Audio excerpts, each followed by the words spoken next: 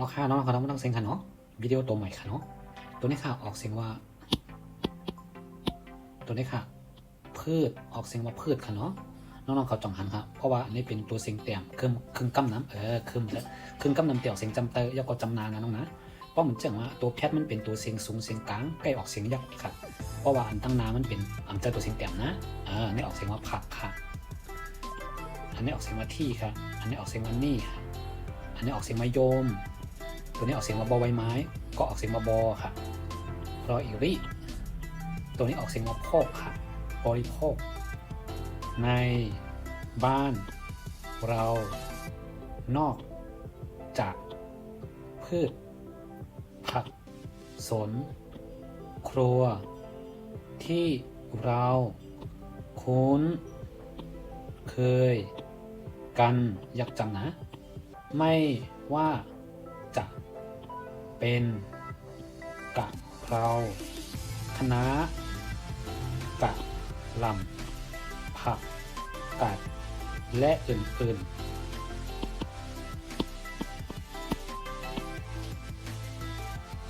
พืชผักที่นิยมบริโภคในบ้านเรานอกจากพืชผักสวนครัวที่เราคุ้นเคยกันไม่ว่าจะเป็นกะเพราคะน้ากะหล่ำผักกาดและอื่นๆแล้วน้องเขาต้องเสียงหาได้เป็นข้อความเตียนมันเดี๋ยวจะไก่กันเนาะพืชผักหมายถึงว่าผักอยู่นั่งเขียวนั่นนะคะที่นิยมเตียนเปิ้นใกล้ๆบริโภคก็ปอกมากินเนาะเตียนเปิ้นใกล้ๆกินกันเฮาว่าในค่ะเนาะอันนี้เป็นข้อความเตียนมันเจิงเป็นเฮาว่าวิชาการเป็นข้อความเตียนคนตั้งนำเขาเจอกับคนตั้งนำตั้งเสียงตั้งวันตั้งเมืองเฮาว่าในบริโภคนี่มันหมายถึงว่าการซื้อการกินค่ะเนาะบริโภคเนาะในบ้านเราพืชผักที่นิยมบริโภคในบ้านเรามันเจิงว่าผักอยู่นั่งเขียวเตียนเปิ้นเจอกซื้อเจอกกินกันในวันในเมืองเขาเนี่ยเนาะเนี่ยเขาที่ไปใครว่าที่ไหนครับในบ้านเราเนี่ยหมายถึงว่าในวันในเมืองเขานอกจากหรือเสพืชผักสวนครัวหรือเสผักอยู่นั่งเขียวที่ในสวนที่เราคุ้นเคยเตียนเฮายังหู้ยังหันกันอยู่นั่นไม่ว่าจะเป็นกะเพราคะน้ากะหล่ำผักกาดขาวมันเจิ้งหนังนะคะเนาะมันเจิ้งไม่ว่าจะเป็นก็ใครลาดว่ามันเจิ้งหนังเลยกะเพราเขาแบบผักคะน้าเขาผักคะน้าผักกาดหล่ำเขาผักกาดขาวเขาเนี่ยค่ะเนาะกะเพราเขาเป็นอิมคิมค่ะเนาะเป็นห้องอิมคิมลำอิมคิมเหลียงตั้งเมือง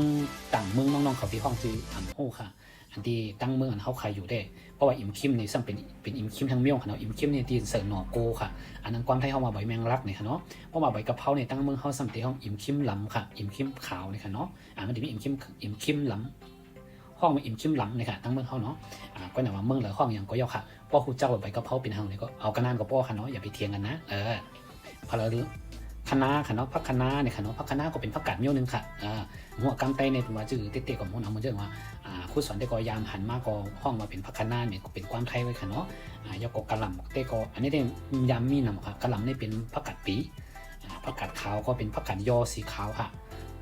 ผักกาดยอสีขาว